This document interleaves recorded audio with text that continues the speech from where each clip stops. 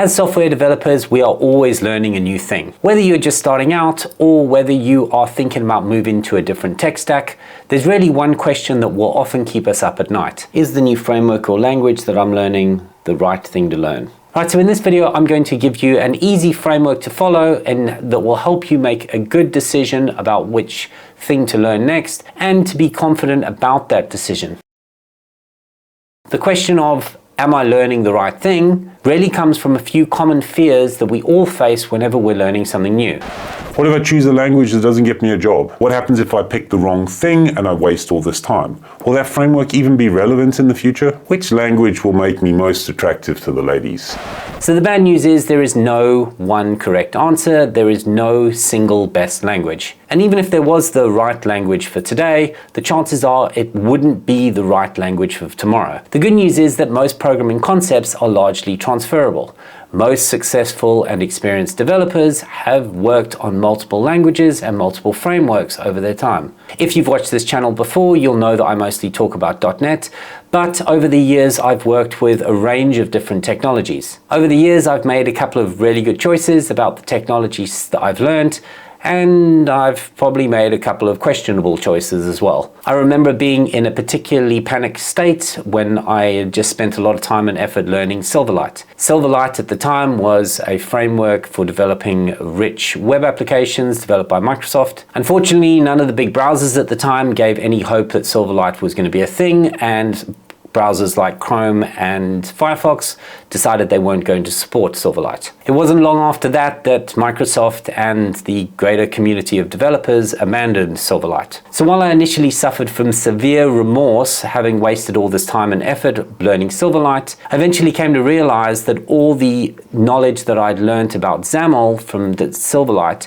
could be used in WPF, which has served me fantastically over the years. So more often than not, a lot of what you can learn in one technology, you can transfer to a different one. But still, if you do want to have more confidence in the decision you're making about what to learn, I suggest this 4-step framework to help you decide. There are so many technologies out there, and more often than not, we get hung up because we have too many options available to us. The point of this framework is to help you eliminate options to make this decision easier. Step 1 is to define your goals. Without a clear goal, you may end up learning something that doesn't meet your needs. So you should ask yourself, why do I want to learn this thing? Who is this actually for? Am I learning this thing for a hobby for me? Is it a website for a side hobby? Is it a game? Is it AI research? And then how much time do I have available, or how much time am I willing to spend learning this thing?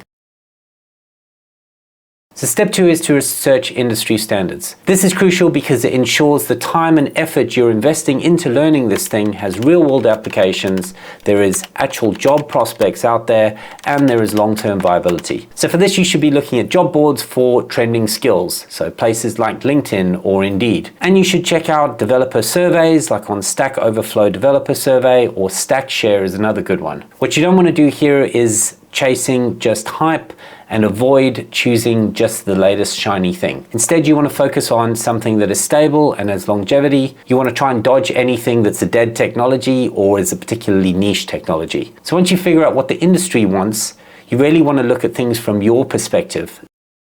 So this brings us to step number 3, which is you should consider your learning style. So think about your technical background. Is there an opportunity to learn something that's adjacent to something you've already learned before? And then have a look at what learning resources are available to you and how do they fit in with your particular style and the way you like to learn. Are there structured courses for you to follow if that's your thing? Do you prefer reading a book? Are there books available in your library? Library? Does anyone use libraries anymore? And then of course the thing you're learning may have different learning curves. So something like Python is very beginner friendly, whereas something like C++ might have a way steeper learning curve. So this is something worth considering if you are on a timeline to learn that thing before you apply for your job perhaps, or if it's something more of a long-term goal, then you may have time to learn something a bit more complicated. So when you considered all of these options, we would then move to step 4, and that is just to start and adapt. The biggest mistake you can make isn't picking the wrong technology, it's just not starting at all. In every language, you're going to learn programming fundamentals. In most technologies, there are going to be similarities that you can transfer to a different technology, making it much easier to switch down the line. There's a saying that fits this really well: it's easier to steer a moving vehicle than it is a parked one. So let's say you were a beginner and you wanted to break into tech from a web development point of view. Your goal might be, I want to get a job as a web developer within 1 to 2 years. You've done some research and job listings show that there's demand for JavaScript, React, Angular, back-end frameworks like .NET, Node.js, PHP. But your learning style, you know you prefer structured courses and you want something beginner-friendly because you're completely brand new to all of this. So your decision might end up starting with HTML and CSS and JavaScript for your absolute front-end basics. Then pick another framework for React, seeing as it's high demand and easy to entry. And then further down the line, you can build on that and pick a back-end language, Node or .NET. Another scenario, you could be an experienced desktop developer wanting to switch to web development. So your goal would be to transition from desktop development, let's say WPF, to full stack web development.